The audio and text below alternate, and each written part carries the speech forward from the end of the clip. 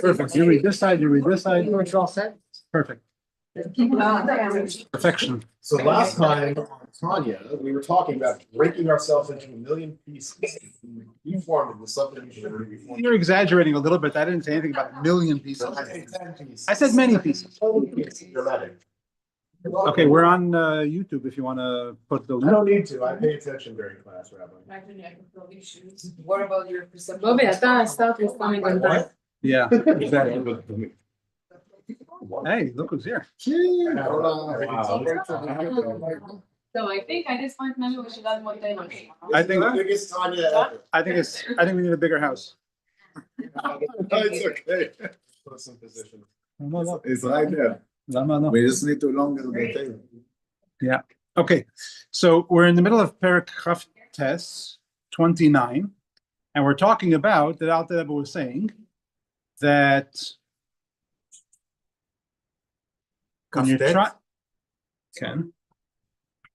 when you're trying to develop a relationship, an emotional connection with God, and not just do the mitzvahs by rote, you're trying to develop some kind of emotional involvement.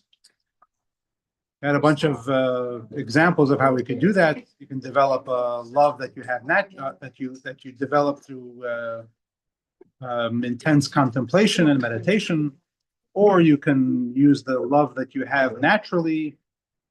Various ways of developing, experiencing the love that you have for Hashem. But then he got into a conversation about what happens if there's some external or acute problem that's preventing you. For example, he says, what if you're feeling lazy, which comes from sadness, laziness, sadness. He had a bunch of number of solutions to that. And then in this latest conversation is about what if the problem that you're having is more of a spiritual problem, which is you just don't find yourself to be available to spirituality, which is called Timtum Halev. Your heart is blocked off from any spiritual feeling, any kind of, and of course, we're not talking about spiritual, we're talking about godly. It used to be that you could just say spiritual and people knew what you were talking about. But now there are so many different kinds of spirituality that you have to specify. We're talking about godliness, not just spirituality. So if for some reason your heart is unavailable to godliness, and that's because of the unholiness that raises itself up and blocks out the light of Torah and the light of godliness from your heart, from you. What do you do? So, as Bobby so ably explained, you're supposed to bust yourself up into how many? A million little pieces. A million trillion pieces. That's it? Inflation. Every time he discusses it, it goes up. Went from a million to... That's today's price. It's not today's price. Right. You snooze, you lose. What he says is that just like a piece of the Zohar says, just like when you have a piece of wood that you're trying to light on fire to get heat, you get warmth, and this piece of wood won't light because it's too thick, it's too dense. You have to break it up into little pieces, into little chips, and then it will burn. And the same thing is with yourself. When you find that you're just too dense and you're not available to the warmth and the light of godliness and Torah, you need to break yourself. What does it mean to break yourself? So he explains that because you've come to identify with the unholiness in you, in other words, in truth, your true identity as a descendant of Avraham, Yitzchak, and Yaakov, Sarah, Rivka, Rachel, and Leah, your true identity is godliness, your godly soul. But because of the density and the heaviness of the unholiness of the animal soul and the body, your physical being, you've come to identify with the unholiness in you instead of the holiness in you. So when you say I want or I believe or I Who is the I that you're talking about? Who is I? Who's me? For the holy people, the tzaddikim, the righteous, the saintly people, when they say I, they're talking about their godly soul. When we mere mortals, uh, when we say I, you're referring to the guf v'nefesh habahami, the body and the animal soul. Of course, it's not the truth. The truth is that your true identity is the godly soul, but your experience, because of the lowliness of the physical world and the distance from God, from godliness, you identify as the unholiness. So how do you break yourself in order to break loose from the unholiness? You break that unholiness that has taken hold of yourself, and you diminish it in your own estimation, in your own opinion, so that it's no longer an impressive reality in your life. So you tell yourself that I'm so low, I'm so distant from God, I'm such a lowly creature, I'm so far from godliness, I'm even farther from godliness than unholiness itself. Because unholiness itself is created by God to be unholy. So it's just doing what God wants it to do. Whereas I have free choice, and I'm choosing the unholiness over the holiness. So I'm even more distant from God than the unholiness is. That's how. And you tell yourself things like that, and it's a bitush. It's a self. What's the word? Like not self-flagellation. We talked about that last week, but the self-diminishment or self-criticism to the point where you self-deprecation to the point where you completely break your own self, meaning you completely lose any respect or appreciation for that self that you've come to identify as. When we say self, is like the ego self? The ego and your identity, who you are. So when you break yourself, when you break your own heart, you become devastated with who you are, and you become disgusted with who you are, then all you're left with is the deeper, truer self, which is the godly soul. So, by the way, it's important to mention, and I mentioned this last week, I think briefly, but it's important to mention that here we're not talking about somebody who is a terrible, sinful, horrible person. This is even the perfect Benoni, which means someone who never transgresses any of the sins of Torah. It's just that he or she has an appreciation for the finer things in life, the worldly matters. That alone, the fact that you could consider something that contradicts God's will, it already makes you worse than unholiness itself. So we're not talking about, just considering yourself to be a horrible person. That's not what we're talking about. We're talking about breaking your appreciation for things that are other than godly. So, you love fashion. You love a nice car. If you can think about it and really set your mind to this nonsense that we get distracted by. The truth is, I'm a godly being. What am I doing getting involved and being enamored with things that are so ungodly? Not necessarily bad, sinful, terrible, criminal, just not godly. What business do I have, me being a godly being? What business do I have being involved in this kind of nonsense? That's a choice I'm making, which is contrary to my truer identity and my purpose. And then, of course, he continued with a conversation about what happens if you actually did commit sins, like, for example, in your youth, where you committed sins that have been forgiven. It's not a problem.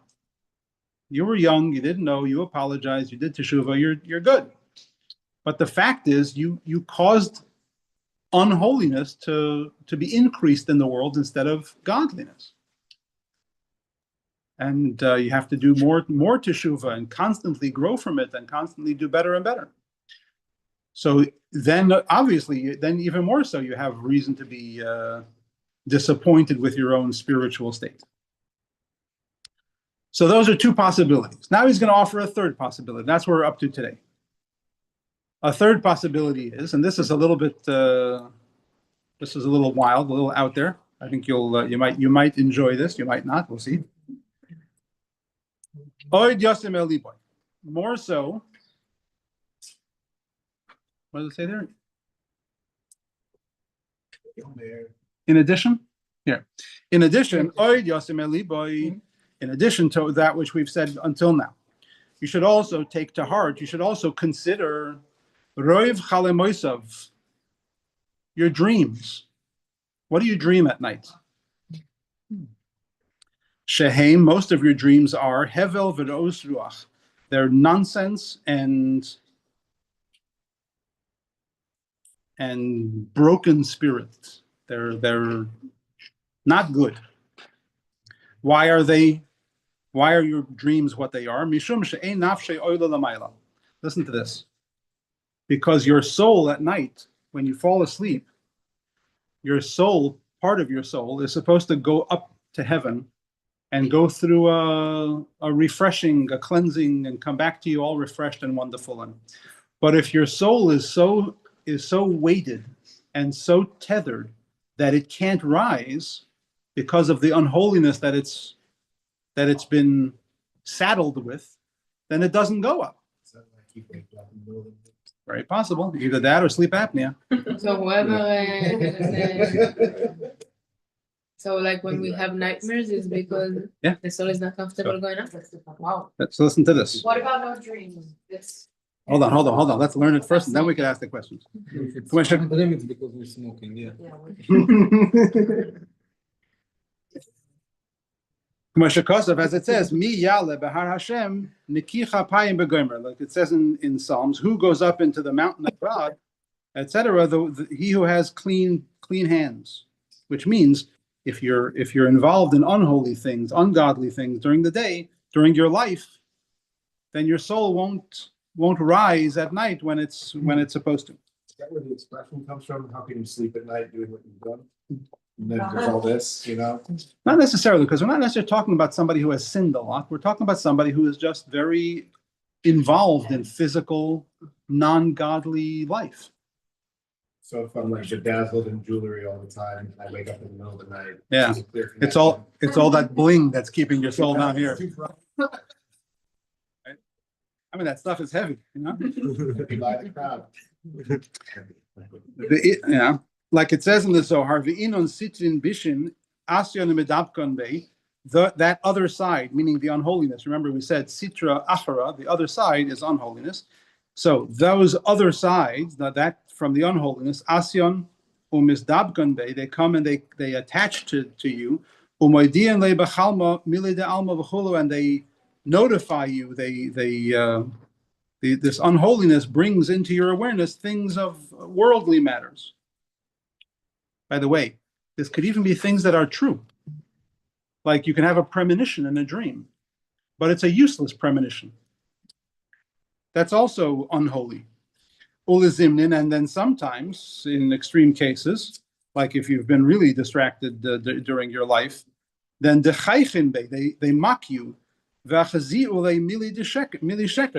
and they show you things that are false. And they pain you, they torment you in your dream.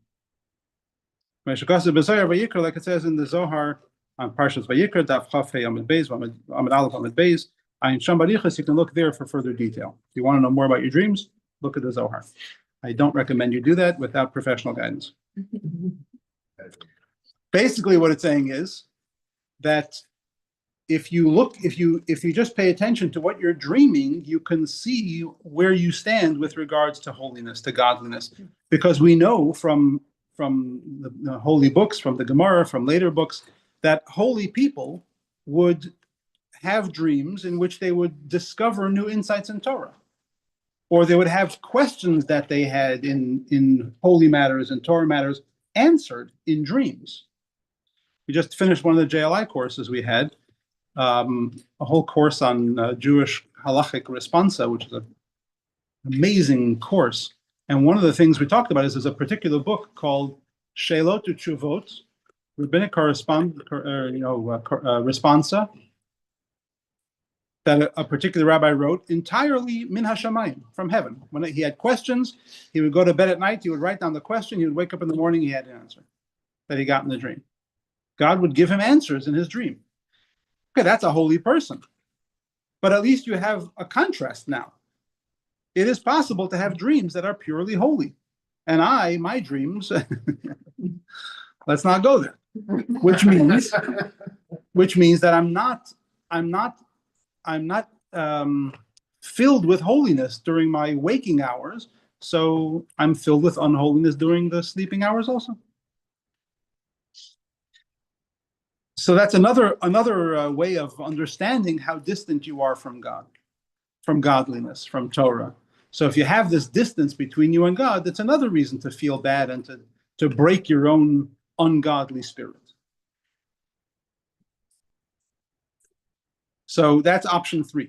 V'hine. Now, kol masha yarach ben yonim elu v'machshavtai, the more you can contemplate these things, everything that we said now, in your mind, v'gam be'iyun b'sforim, and also by studying this in holy books, liyos liboy nishbar bekirboy, that your heart should be broken within you, v'nivze be'einav nimos, and disgusted, and you become really turned off by your own distance from God. Kakosav, as it says, v'tachlis hamius,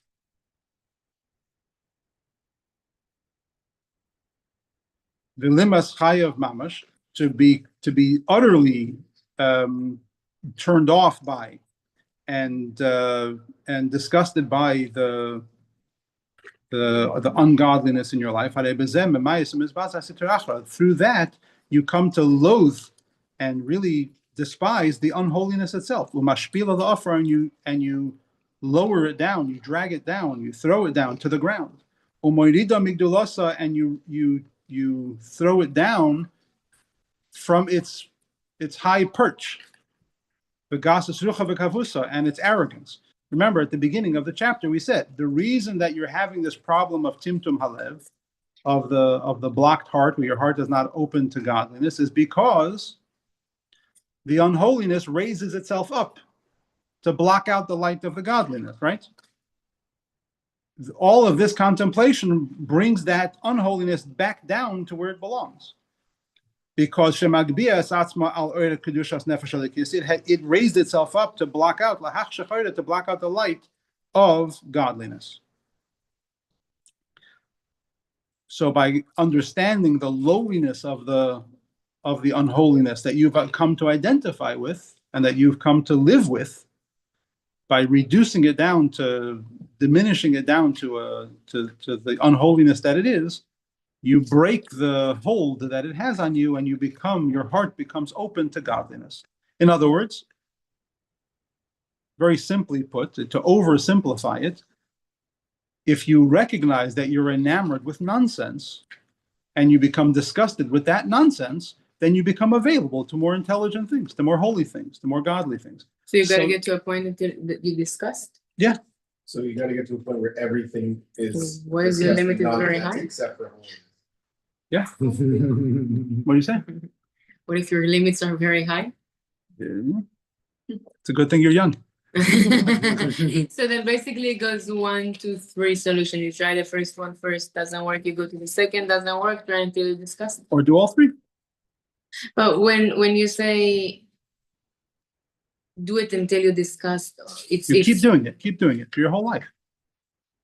Or you should make yourself discuss what you're doing. Yeah, but that can take a long time. What? It's a project. This is not like you can do this today and you'll be better tomorrow morning. This is a project. This is a lifelong struggle, Well, right? 26, of course we can do it. Right? Really. They make houses overnight. You know this makes 47th Street really confusing, right? So In New York. it's interesting, just to give you a perspective on that, is the Jewish people have gone through many, many, many generations of being tested with poverty. It's okay to be tested with wealth, with excess. It's not a problem to have the bling. It's a problem to be enamored with it. Don't be enamored with material. Yeah. More than minyan. It's like you really like it. Like that's what you think is valuable. What do you put value on? You think that fancy jewelry is value is really that's true value? Because it costs a lot of money. It's true value. True value is very often free. What's really valuable? So if you place value on material stuff, you got to get that fixed. It's not worth anything other than how it presents opportunities to do mitzvahs, how it serves God. I mean, we finished the book of Shemot, and we're reading the book of Vayikra, right? It's all about building the mikdash, the Mishkan, the tabernacle for God. It was all gold and silver and fancy stones, and that whole idea is to remind us that all of the wealth in the world is meant to be used to serve God. We're not supposed to avoid having good, we're not supposed to live on a mountaintop with nothing, and we're supposed to be involved in the physical material world. Only you're supposed to do it for the right reason. So don't be enamored with the material stuffs. So the guys on 47th Street are looking at it from the outside. They don't look at it for I can't shiny speak. things. I can't speak for them. I can tell you what they should be doing. I can't Okay. tell you what they are doing. They're in the same process that you and I are in, which is we have to get over our addiction to the material and start being addicted to the holy and use the material in service of the holy. Then if you devote your life for God, everything you use is for mitzvot, Right. and then you just celebrate life with the best stuff. Right. Nice. Yeah. It's a good thing. You should. And you should really appreciate the Then- fact that all of that wealth is for him. But then if you devote your life for God, you should not have interest in this world. Right. You should only have interest in this world because it's part of serving God. If you plan to So then enjoy it's life more, Is God happy when I'm happy, right? Mitzvah gdola liot b'simcha Okay, tמיד. yes, but that's a very tricky. I know where you're going with that. Yeah. This is what makes me happy, Sasha. Okay. Yeah. if you say something, One second.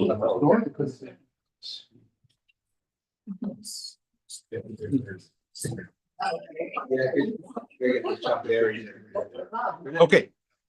V'gam yarem aleho. Here's another possibility, another thing you can do. Besides, remember, this whole conversation that we're having about how to become completely disgusted with the materialism, with the unholiness of your life, so that you can make room for the godliness to shine again. There's another way to do it, because that, like I said a number of times, it's because you identify as being earthly, being unholy. But the truth is, your true identity is godliness, right? So as long as the truth of who you are is materialism and human and physical and unholy, you have to do all those things. But there's another thing you could do, which is identify with your true self, your truest self, which is the godly soul, and then v'gam yarim aleho, you can b'kol rash v'reged, you can really you can shout it down. You can get really angry and really vocal against your unholiness, lahashpila, to take it down. Commandment Azal, like it says, la'olam yargiz adam yetzer tov yetzer hara. A person should always be able to aggravate or to anger, to stir up the anger of the godly soul against the animals, against the yetzer hara, the negative impulses. Shenemar rigzu v'goymer, like King David says in Tehillim, get angry and don't sin. How do you not sin by getting angry? This is one of the classes that we have in my prison course. It's a very exciting class. How do you not sin by getting angry? It's that you get angry at your animal soul. But getting angry is a sin. Right. So for that you have to come to the course. The difference between anger and the difference between kas and rugas. It's not the same thing. So it doesn't mean lose control, and it means stir up an indignation and a rage against your animal soul. How do you do that? The Hainu. Loimar loy, to say to your animal instinct, to say to your Yetzer Hara, say to yourself in your mind. You don't actually vocalize this, but you say to yourself, Ata Ra, you're evil, Virasha, and you're wicked, Meshukatz, and you're Meshukatz, or Mesuv, or Menufel, nasty, nasty, nasty, 3 different kinds of nasty, etc. Kechol Hashem shekaru lechachamenu zal be'emes. Like all of the negative descriptions or names that the sages refer to it in truth. In other words,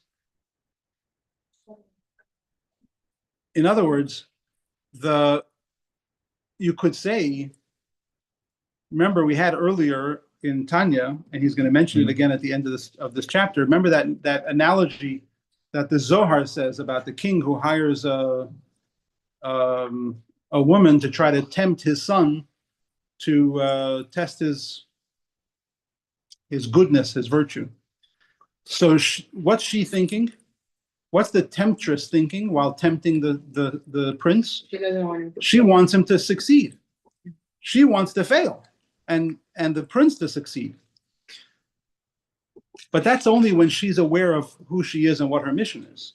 But what if she starts to feel like she's just who everybody else thinks she is? Like, for example, when I start to believe my own unholiness.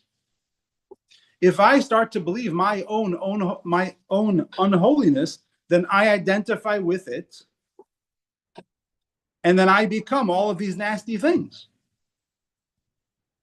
Even though in truth, my identity is really the godly soul, but I'm not identifying as that, which means right now I'm Meshuka to Mesu of a Manuval. I'm a pretty nasty creature in reality. Of course, when I come to realize that that's not who I am, then I can get out of that nastiness. But as long as I identify with that, that's really what I am. That's why it says be'emes. And then you say to yourself, you say to your animal instinct, that masai taster lifnei orenzev baruch. Till when are you going to interfere and block out godliness? Hamemale kol almin, which in reality fills the whole world. God is eternal, was, is, and will be equally. Even right here in this place that I stand, in this place and in this moment, God is everything. And you're trying to convince me that that fashion is important to me. It's ridiculous. God is eternal. And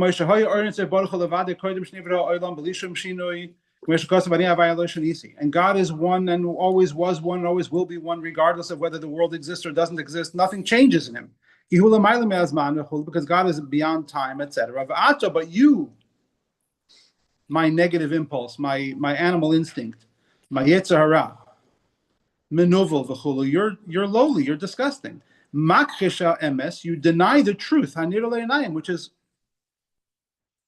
simple. You see it with the naked eye. You can see the truth of the oneness of God. The kula kamei kala mamash be'emes, bebechinas irchushis. You can see with simply by looking around at the world around you, you can see that God is one. Of course, it takes a little intelligence also, but you can see evidence in the world of the oneness of God if you pay attention. And yet, your animal instinct is trying to convince you that no, what I want is just as important. It's craziness. Here I am in the presence of the eternal God, the creator of heaven and earth, who is, was, and will be equally, etc., this whole description.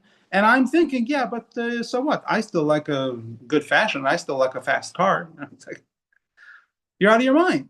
That's what you say to your animal instinct. You're distracting me from such an obvious truth that's so much more real than my own animal instinct. Through all of this, you will help the godly soul to bring back its light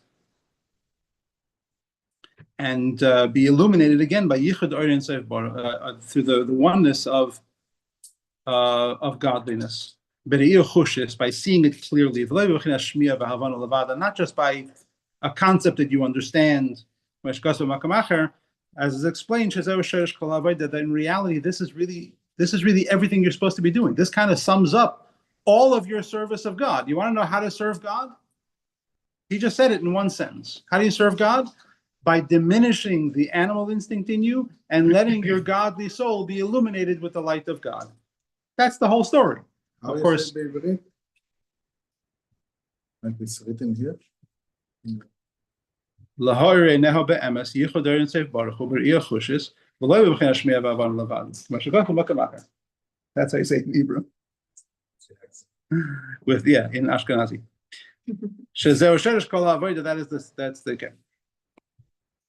Ba'atam. Now the reason is, why is this breaking of the animal instinct, breaking of the unholiness? Why is this the solution? Here's a fascinating point, an important point, because in reality, the unholiness isn't actually substantive. There's nothing there. It's not really a thing. That's why unholiness is compared to darkness. The darkness also has no substance. What is darkness? Is darkness a thing? Or is darkness simply, there's no light, so it's dark? The reason that you just turn on a light and the darkness disappears is because the darkness isn't actually a thing. The darkness is simply, there's no light. So when you bring in light, there's no more darkness. You don't have to fight with darkness. You just have to bring in an alternative, bring in some light in the darkness. Same thing with unholiness. Unholiness isn't actually a thing. Unholiness simply means you're not feeling the holiness. Ungodliness is exactly what it, as its name implies, lack of godliness. So do you have to fight with unholiness? No, you have to bring in holiness. By the way, this is such a simple answer to all of the craziness that's going on in the world today with the anti-Semitism and the hate and we have to fight anti-Semitism. You don't have to fight anti-Semitism. Anti-Semitism has no substance. It's just ignorance and darkness. Just bring in light, shed light, and it goes away. The best way to fight ignorance is by educating. So just educate. Now, in reality, just so you know, among the sages, there's actually a debate whether darkness is substantive or not. It's a philosophical, maybe it's I don't know.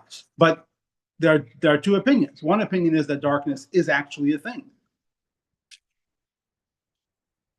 What is Chassidus' answer?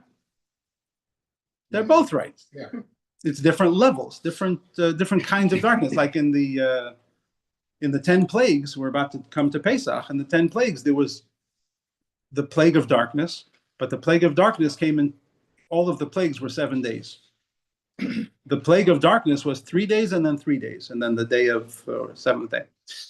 It was in two different parts. One was a kind of darkness that was just really dark, and the other kind of darkness was so dark that it took on a physical, you couldn't move. Yeah. Which means that the darkness of the plague of darkness reflected the two kinds of darkness, the kind that has substance versus the kind that doesn't have any substance. Do we have anything today to compare it to? No, I don't think so.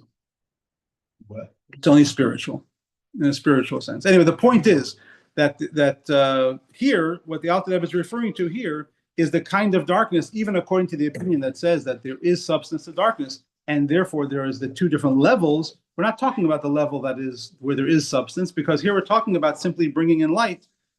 The kind of darkness that you can dispel with simply bringing light, not the darkness you have to fight with. The darkness you have to fight with, that's for the tzaddikim, that's for the saints to get rid of.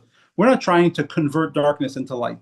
We're trying to get rid of darkness so that we can have light. So we're not going to get into the philosophical differences between light, yesh ba mamashut, that has some substance versus the light the darkness that has substance. Okay. The same is true with unholiness. Although unholiness seems to be very vibrant and very, very alive, unholiness seems to be very real, very effective. It gives life to all of the unkosher animals, and all the human souls. Even the animal soul in the Jewish person comes from unholiness. It comes from, so if unholiness is bringing into existence all of this stuff, then maybe it does have some kind of substance. It does have. The answer is no. As we had back in chapter 24 or something like that, that the unholiness gets its life force from holiness. Only remember, we talked about how God, when you give something to somebody you like, you give it to them looking them in the eye, and when you give something to somebody you don't like, you turn your face away. So it's like you give them the back of your head as you're giving them the gift or whatever. So klipa, unholiness, gets its life from God, from holiness, with God turning his face away. Because without getting anything from God, you can't exist. So unholiness can't exist without holiness. Ungodliness can't exist without godliness. So when you say that the animal soul or the unkosher things in the world come from unholiness and therefore unholiness must be impressive, it's not impressive. It's just delivering the unholy life force that it receives by way of an unhappy God giving it its existence, because God needs it to create a balance and to create free will, not because he actually appreciates the unholiness. That's why unholiness is actually completely irrelevant in the face of holiness. Just like when you have darkness and you bring a little bit of light and the darkness goes away. Darkness can't fight against light. Darkness has no defense against light, right? There's nothing darkness can do to protect itself against light. You think everything else in creation has some kind of a defense mechanism, right? A skunk, a mosquito, everything has a... Darkness has no defense mechanism. It's defenseless. You bring in light, it's gone. Same thing with unholiness.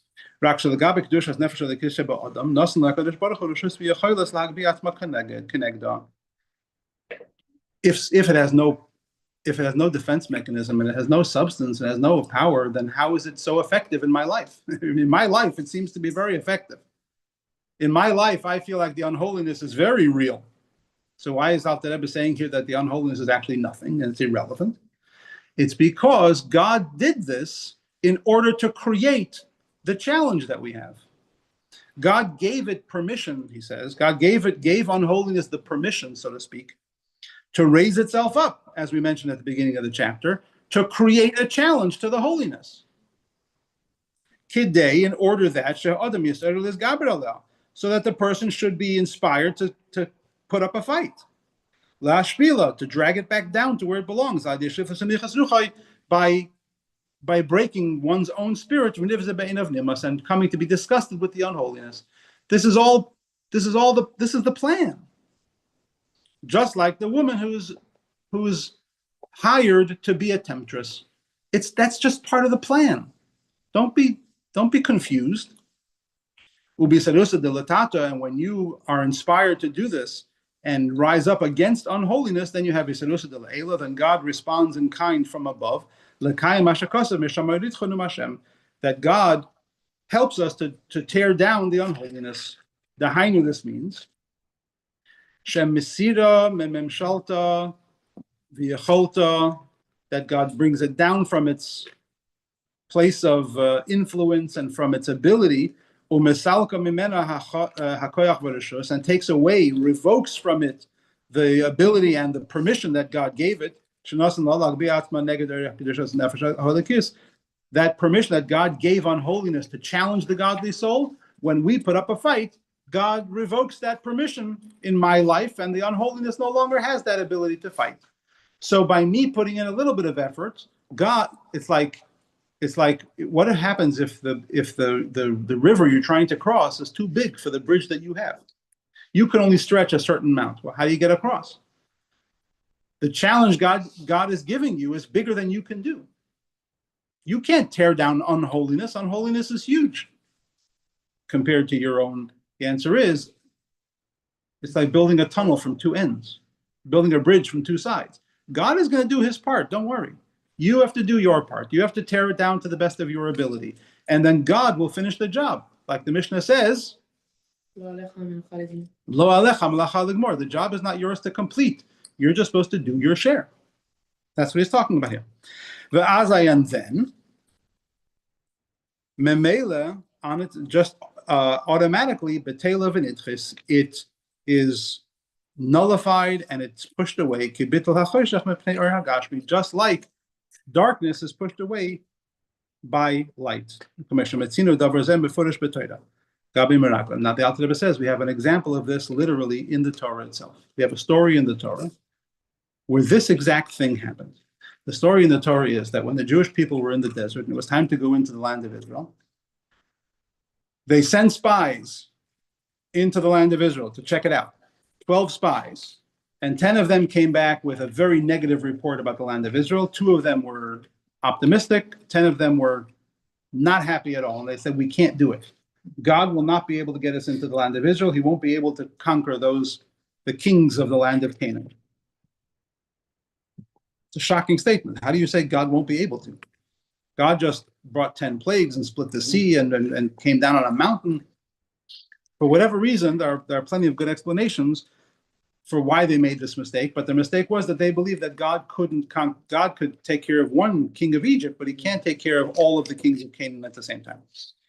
Could it be that they were Yes. like looking at the place, seeing there are people living there, and thinking, why would we get them out? They're living here. No. God told them to. But God why told would them to. God do that? Why would God do it? They're living there. They're living there. You want his phone number? Ask him. See. Why did he put them there to begin with? Why We does have God? to have a list. but- Why does God create anything that he wants us to not? Let's leave it for another time. Let's leave it for another time. There's a lot of very interesting stuff about that. Okay. But here's the important part is that when they said don't do it, they told the Jewish people, don't go into the land of Israel. God can't do this for you. The Jewish people started to cry and wail, why did God do this to us? We're going to get wiped out. Why don't we just go back to Egypt? And it was a terrible disaster. It was a major crisis in Jewish history. And Moshe got furious with them. He says, you know what God said? God said, you're not going into the land of Israel because you don't think you can do it. You're not going. You're going to die here in the desert. And what did they do? The Jewish people, they said, oh, sorry. No, we're ready to go. We'll go. So the Alter Rebbe here asks a simple question. Why did they change their minds? They were saying God cannot get us into the land of Israel. God said, oh yeah? Okay, you'll die here in the desert. And they said, oh, no, let's go into the land of Israel.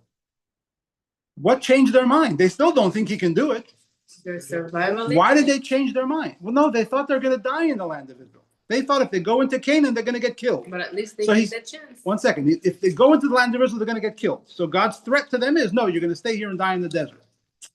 What changed their minds? In fact, they even went and got beaten because, anyway, the point is, they changed their minds from one extreme to the other simply by Moses yelling at them and saying, God said you're not going into the land of Israel, which they didn't want to do.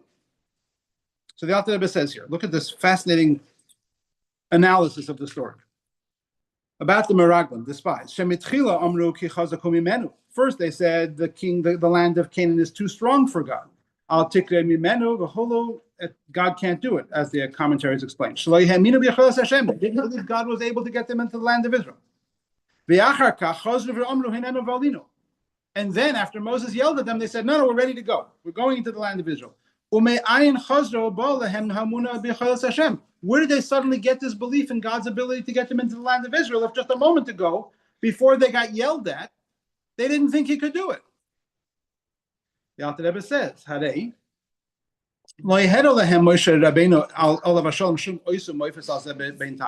Moses didn't show them any kind of a miracle that would demonstrate God's ability to do this. He said to them, he just said, God is really angry at you and he's not taking you into the land of Israel. How did this help them? They didn't think God could conquer 31 kings. What changed? They didn't even want to go into the land of Israel, and suddenly they get yelled at and they say, okay, we want to go. What changed? Elavadai, it must be, of course, the answer is Hey ma'aminim b'nei ma'aminim. The Jewish people do believe in God's ability. They're descendants of believers, and they themselves are believers. What happened? It's the unholiness that is enclosed within themselves, within their physical beings. It raised itself up and blocked out the light of their own godly souls for that moment, with its own arrogance, the arrogance of the unholiness. With chutzpah, without any logic or any sense to it. It didn't make any sense. You just saw God split the sea. You just saw God talk to you from a mountaintop. You just saw God make water into blood and make frogs come out of nowhere.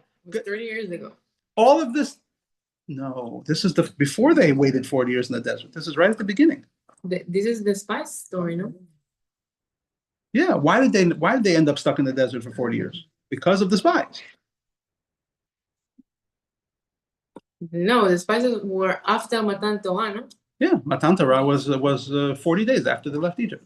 Let's get through this, and then we'll debate the chronology. So the point is that the reason they made this mistake was because they had unholiness in them. They had unholiness in them that had the same kind of chutzpah and the same kind of hubris that we have in us. And when the unholiness raised itself up and blocked out the good sense of the godly soul, it said, no, God can't do it. What do you have to do to get rid of that kind of unholiness? You just knock it down to size. You correct it. Therefore, right when God got angry at them, and yelled at them with a loud, thundering anger, when God said, how long will you participate with this evil bunch of people? Your corpses will fall in this desert. He said some nasty things. Ani Hashem dibarti, I'm the God who spoke. If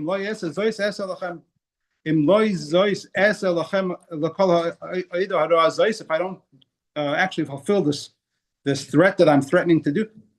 What happened was, when they heard these harsh words, their hearts were broken. Suddenly, they were shocked back into reality, and the arrogance of their heart was put in check. Like it says, they were very grieved. When God started to yell at them, when Moses started to repeat to them everything God said, all of the nasty things God was saying about them and their sinful ways, they were terribly regretful. And that caused the unholiness to fall off of its position of authority, and its loftiness and its arrogance. And the Jewish people themselves went back to being the believers that they were. Because that's really who they are. The fact that they didn't believe in God for that moment is a complete aberration. It's not really who they are. That was a moment of complete confusion because of unholiness, blocking the unholiness of their godly souls. So whenever we have this kind of confusion, we have to tell ourselves, this confusion comes from the arrogance of my animal instinct that wants to be everything in my world. And it's not. The godly soul is everything in my world, and the animal soul is supposed to be a vehicle to help the godly soul do its thing. Like King Solomon says, you get a greater yield when you're plowing a field. You get a greater yield if you use an ox. Why does King Solomon have to tell us that? Who doesn't know that if you use an ox, you get a greater yield? Everybody knows that. He's telling you about yourself. If you can use your animal soul to help the godly soul do its thing, you'll accomplish much more. That's what the animal soul is there for. But not for the animal soul to take over the agenda and to write a new script. That's arrogance on the part of the animal soul. So you got to keep the animal soul humble. And when it raises itself up, and when it becomes arrogant, cut it down to size, yell at it, call it names, remind it what it is. It's just a lowly, unholy, ungodly disturbance if it doesn't fall into line and do what it's there to do. So he says, this from this every person can take a lesson. Anytime we have any kind of doubt about the oneness of God, and that could be either the existence of God or the involvement of God, or even just the absolute oneness of God, meaning that everything in our lives is really about Him. So any level of doubting godliness, anytime we have any kind of sfekas and emunah, any kind of doubt about our own faith in God, that's just the words of the unholiness. That's all it is. Which raises itself up to try to block out the godliness from our souls. But know yourself well. Know that you are a believer in God. You have it in your DNA from your fathers, from your mothers, from your ancestors. You are ma'aminim b'nei ma'aminim. You're believers, the children of believers. And even the unholiness itself, guess what? The unholiness itself, it doesn't doubt the oneness of God. The unholiness itself knows the oneness of God. That's why it's doing what it does, because that's what it was told to do. So don't be worse than the unholiness. Don't fall for it. The unholiness is just doing what it was supposed to do. So you do the same thing. The unholiness was given permission, the Baal Bel Ha'adam, to confuse the person with complete falsehood, to give you greater reward. Just like the analogy of the woman who was hired to tempt the prince, tempt him with absolute nonsense and falsehood. With permission of the king, as it says in the Zohar. So when you realize that the unholiness itself, imagine you walking by a non-kosher restaurant and there's this magnificent looking pig with a big apple in its mouth, all glazed and wonderful, and you just say, wow, that looks amazing. I agree. You know the story about the guy who's has a big pig's head on his plate with the big apple and everything. He's about to start eating, and all of a sudden he sees the rabbi is watching him. The rabbi says, "Yankel, what are you doing?" He says, "Rabbi, look how they serve apples these days." Is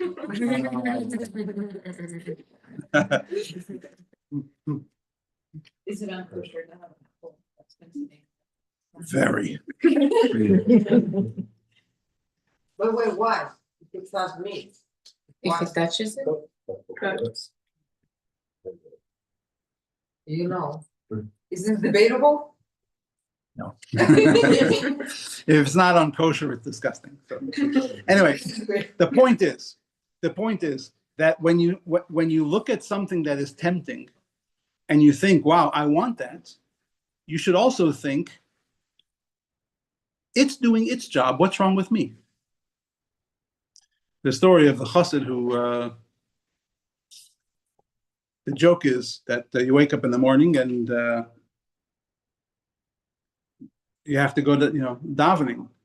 Morning davening is at 6:30 in the morning during the week. I got to get up. It's already 6:10. It's already 6:15. It's already 6:20. And he's struggling and struggling. He says, this morning I had a fight with my evil inclination, my animal soul. It was terrible. I had to get up, and it said, no, go back to sleep. And I said, I have to get up, and back and forth and back and forth. I'm happy to report that in the end, my godly soul persevered and I got up. Took 8.5 hours, but I got up. But the point is, when the Yetzer Hara starts, right when you wake up in the morning, the first thought you have is, oh, I want to go back to sleep. What should your second thought be? Imagine you wake up in the morning and your first conscious thought is, let me turn over and go back to sleep. What should your second thought be? Your second thought should be, wow, you're up early. Evil inclination is up like that, doing its job. Well, if it can be that, that active and that good at its job, I should do the same thing.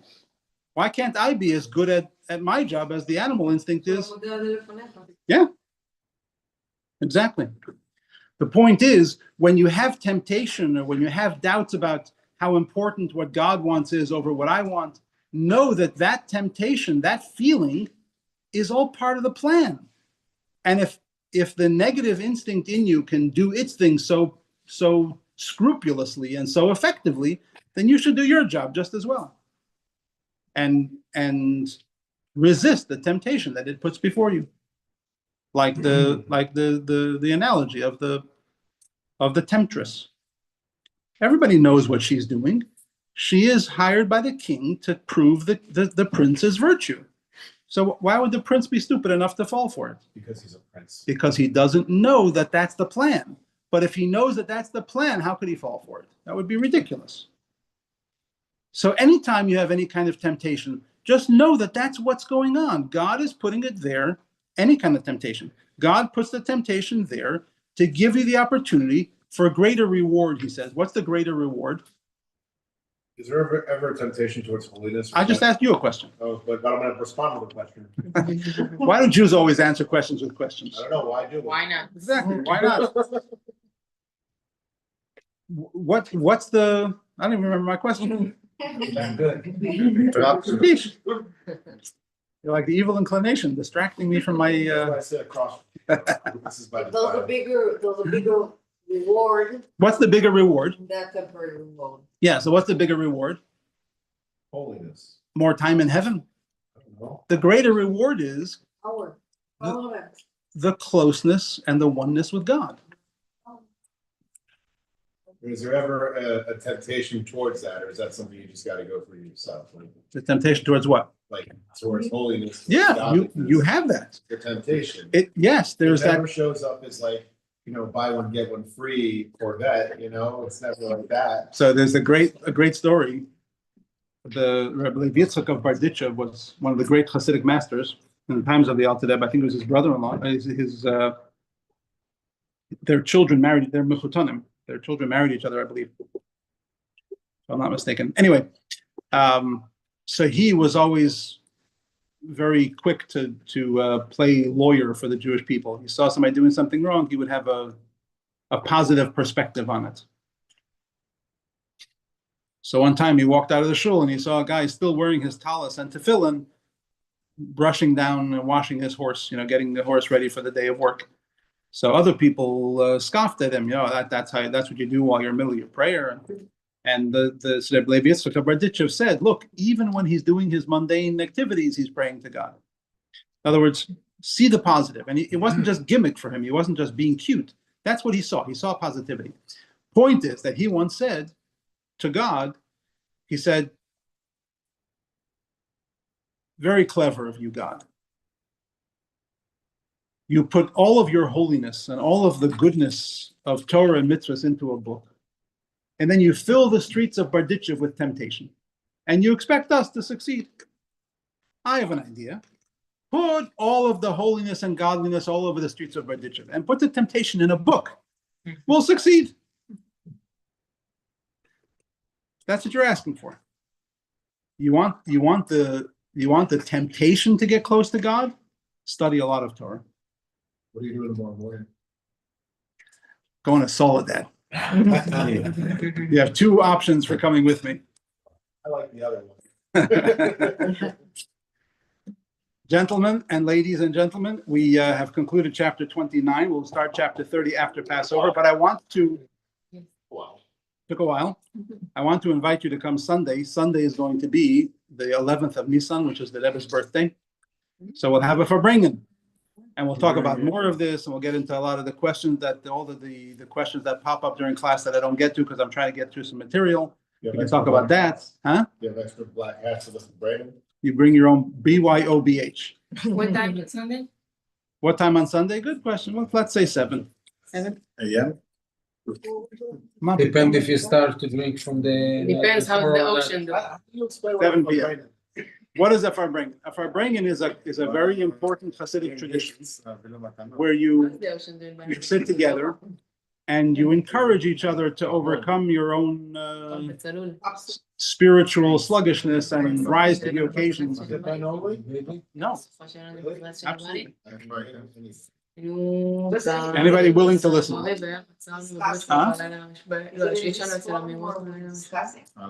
We'll do some singing, we'll do some l'chaim, we'll do some stories, some stuff, What do you know? That's Farbrengen. Anything that takes you farther away from godliness. That Sunday at